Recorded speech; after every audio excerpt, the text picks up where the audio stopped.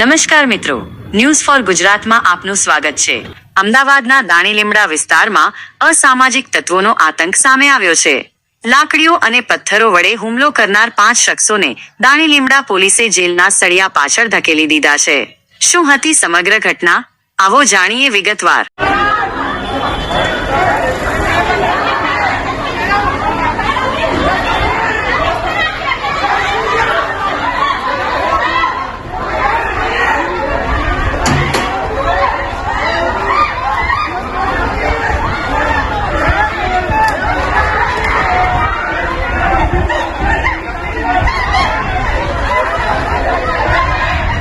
દાણીલીમડા પોલીસે આ મામલે ત્વરિત કાર્યવાહી કરતા કુલ 5 આરોપીઓની ધરપકડ કરી છે।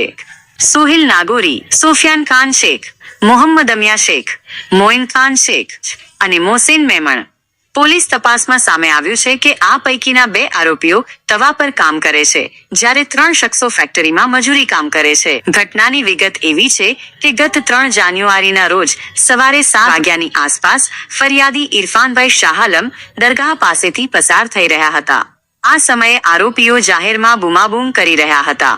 વિસ્તારમાં મહિલાઓની અવરજવર હોવાથી ઇરફાનભાઈએ તેઓને બૂમો પાડવાની ના પાડી હતી।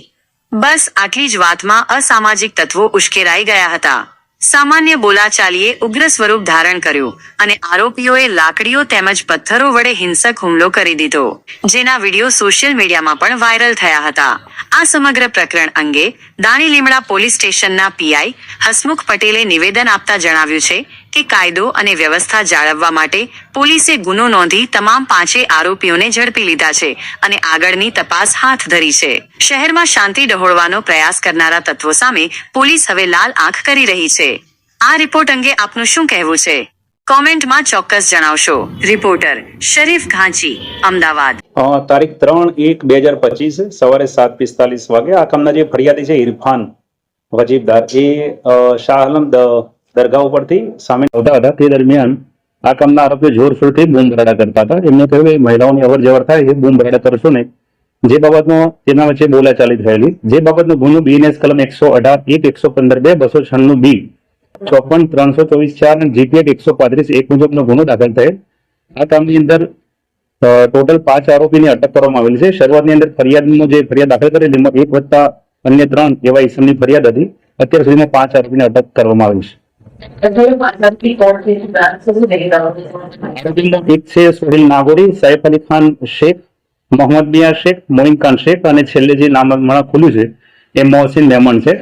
2 આરોપીને તવા ફ્રાઈનો ધંધો કરી ગુજરાન ચલાવે છે અને અન્ય 3 આરોપી ફેક્ટરીમાં કામ કરે છે।